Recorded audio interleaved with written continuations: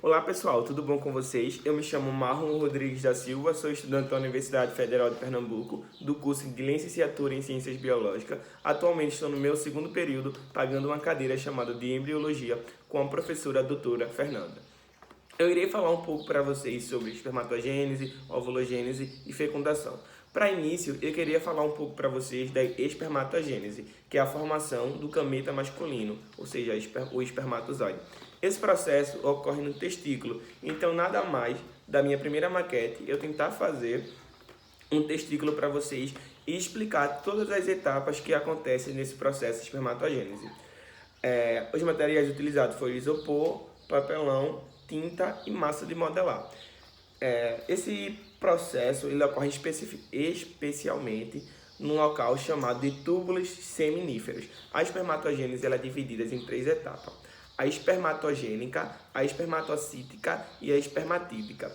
Na fase 1, é a fase que as espermatogônias, que estão representadas por essas bolinhas azuis, elas vão entrar em mitose e vão se diferenciar em espermatócitos primários, que estão representados por essas bolinhas amarelas, o qual eles vão sofrer 2 divisões meióticas e vão se transformar em espermatídeos. Na fase 3 é a fase em que as espermatídeos, que estão sendo representadas por essas bolinhas vermelhas, elas vão se diferenciar em espermatozoides maduros, o qual está sendo representado por essas massinhas modelares verdes no centro de todo o processo. Bom, pessoal, aprofundando um pouco o assunto e falando um pouco mais sobre as 3 fases da espermatogênese, para início iremos destacar na fase da espermatogênica, que é a fase 1, como falei para vocês anteriormente. Durante a formação embrionária dos tecidos, algumas células indiferenciáveis mantêm esse estado, ou seja, elas não mudam, integrando a estrutura das paredes dos túbulos seminíferos.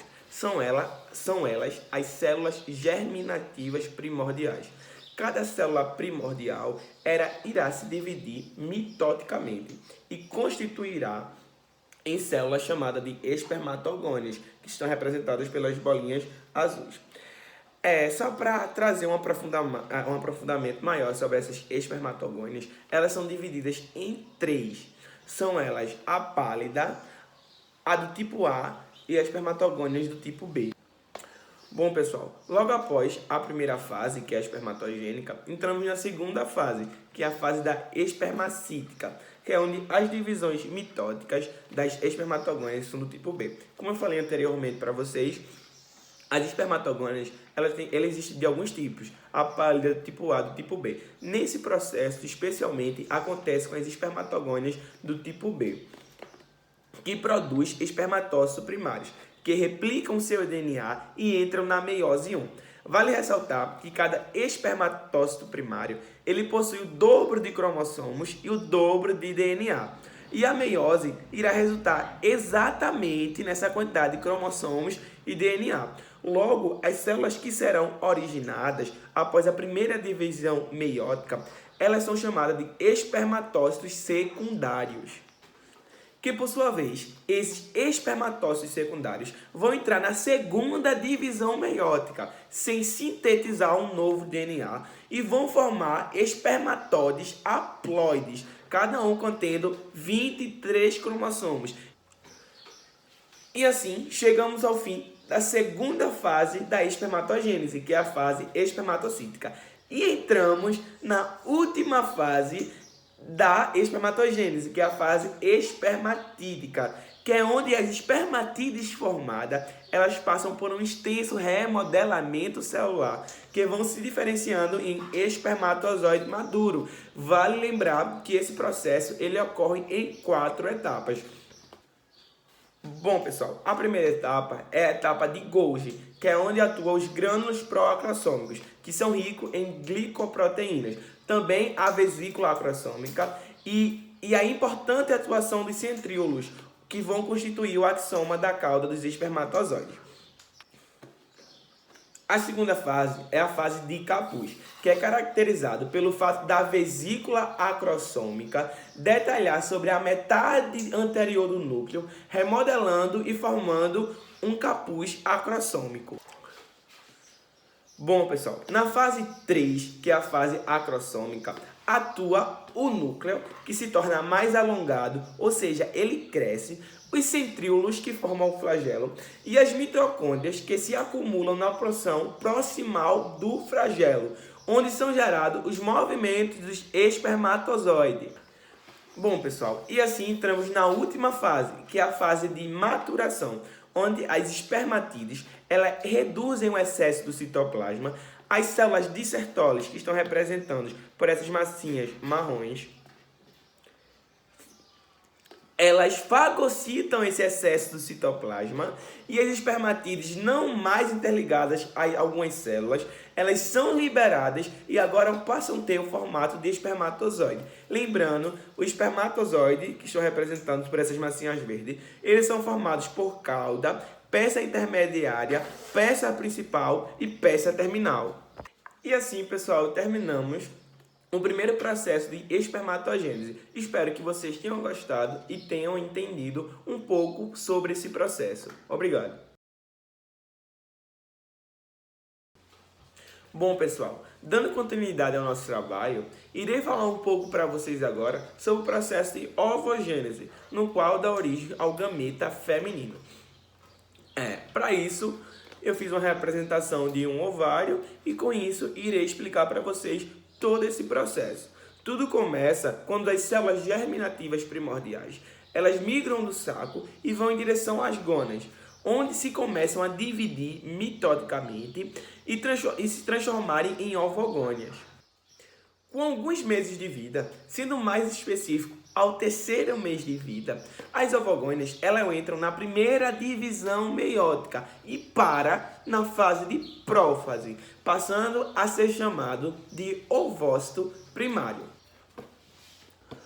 Bom, pessoal, quando esse ovócito primordial se forma, agora passamos a ter uma única camada de células fosfoliculares, que acontece na formação do folículo primordial, que está sendo representada pela maquete por essa massinha rosa aqui.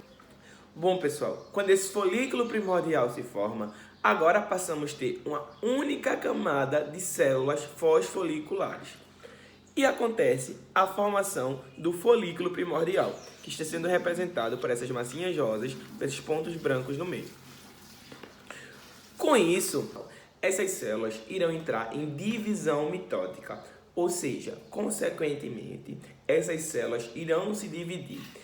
Logo, eu deixo de ter células achatadas, ou seja, eu vou deixar de ter um folículo primordial e passarei a ter um folículo primário unilaminar, que estão sendo representadas por essa etapa aqui.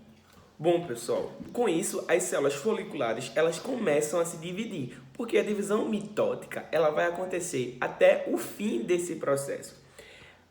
Porém, elas não passarão a formar apenas uma camada de células foliculares. Elas passam a formar várias camadas. 1, 2, 3, 4, 5. Elas passam a formar várias camadas, deixando de ter um folículo primordial unicelular, ou seja, eu deixo de ter esse folículo e passo a ter agora um folículo multicelular, que está sendo representada por essa etapa aqui. Com essa formação do folículo multilaminar, essas células foliculares elas passarão a produzir uma quantidade de líquido que vai formar uma cavidade. Cavidade esta que é chamada de cavidade antral. Logo, eu deixarei de ter um folículo primordial multilaminar e passarei a ter um folículo chamado de antral ou secundário, que está sendo representada por esta etapa aqui. Vejam só, durante todo esse processo está acontecendo uma reorganização das células da granulosa, que forma uma ligação entre o ovócito primário e a camada da granulosa, e parte delas estão protegendo o ovócito. E também parte dessas células formam a corona radiata. Bom, pessoal, vejam só, durante todo esse processo que vocês acompanharam, que acontece de forma interna, na parte externa também acontecem algumas modificações. Essa região externa, em contato com o estroma, vai produzir duas camadas. São elas a teca interna e a teca externa. Essas tecas, elas desempenham algumas funções e também têm algumas afinidades, que é no caso da teca interna e a camada da granulosa, onde existe um depósito de lâmina basal que permite a comunicação entre essas duas estruturas.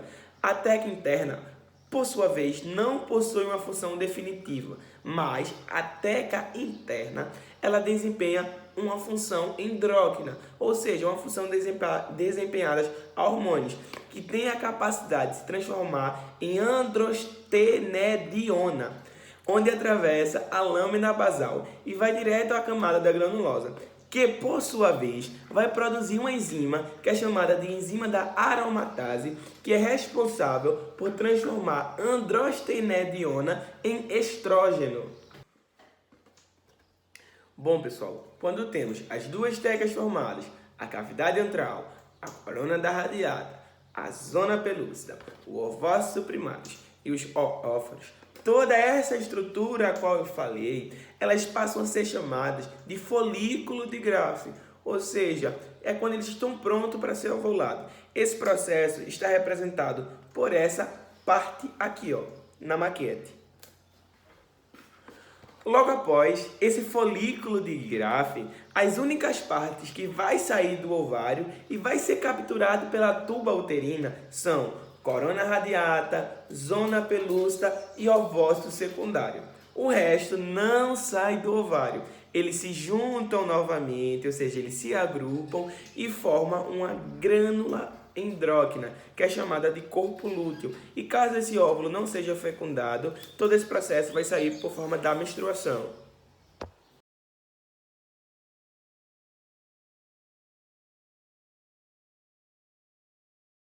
Bom, pessoal, logo após todo esse processo a qual falamos sobre espermatogênese, ovogênese, falarei um pouco para vocês sobre fecundação.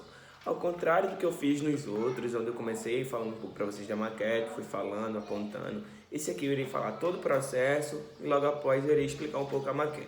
Mas a maquete a qual eu fiz desde já foi essa maquete aqui. Depois eu mostro ela a vocês e explico o porquê eu fiz a maquete e o funcionamento dela a vocês. Vejam só, pessoal, falando um pouco para vocês sobre esse processo de fecundação. Quando o rapaz ejacula dentro da mulher o sêmen no canal vaginal da mulher, o espermatozoide é ativado através de substâncias na região cervical, que estimula o processo de maturação do mesmo. É nítido que durante esse percurso vários espermatozoides são perdidos. O motivo é que o canal vaginal da mulher é extremamente ácido e é por isso que o sêmen tem um pH neutro. Neste mesmo processo que o espermatozoide está realizando, como eu falei anteriormente, o ovócito secundário está liberando a corona radiata, a zona pelúcida e substâncias atrativas, e o espermatozoide começa a ir em sua direção. Durante esse percurso, a fecundação, por sua vez, é dividida em algumas etapas. A etapa 1, que é o encontro e ativação dos gametas. Uma vez que ocorreu a ativação e o encontro desses gametas, ocorre a fase de reação acrossômica, que é exatamente o momento em que o espermatozoide encontrou o ovócito secundário e a segunda barreira a ser quebrada é a corona radiata. Quando o espermatozoide vai entrar em contato com a corona radiata, nesse momento inicia-se a reação acrossômica. Por sua vez, o flagelo é composto por grande quantidade de mitocôndrias. O acrossoma, que é a cabeça, tem grande quantidade de lisossomos, que são responsáveis por produzir enzimas digestivas, ou seja, nada mais que enzimas digestivas que vão digerir toda a camada da corona radiata. Começou todo esse processo ao qual foi falado anteriormente, temos o reconhecimento espécie específica, ou seja, se o espermatozoide é humano, ele precisa reconhecer se o ovócito também é humano. Logo após ele degradar a corona radiata, ele entra em contato com a zona pelúcida. Por sua vez, a zona pelúcida tem 3 proteínas, que são a ZP1, a ZP2 e a ZP3. A ZP2 vai manter o espermatozoide unido com a zona pelúcida. A ZP3 vai impedir que outros espermatozoides se liguem à zona pelúcida através do processo de bloqueio. E a ZP1 vai manter a ZP2 e a ZP3 estável. Se por algum acaso mais de um espermatozoide entre em contato com a zona pelúcida, esse processo ele pode ser considerado anormal ou até uma deficiência da ZP3. Ela não impediu a passagem de outros cromossomos, que seria a sua função. Ou a mulher, ela pode até mesmo ovular 2 ovários. Uma vez que eles romperam, ou seja, o espermatozoide rompeu a zona pelúcida, acontece a fusão da membrana plasmática do gameta. Ou seja, a membrana plasmática do espermatozoide vai fundir com a membrana plasmática do ovócito secundário.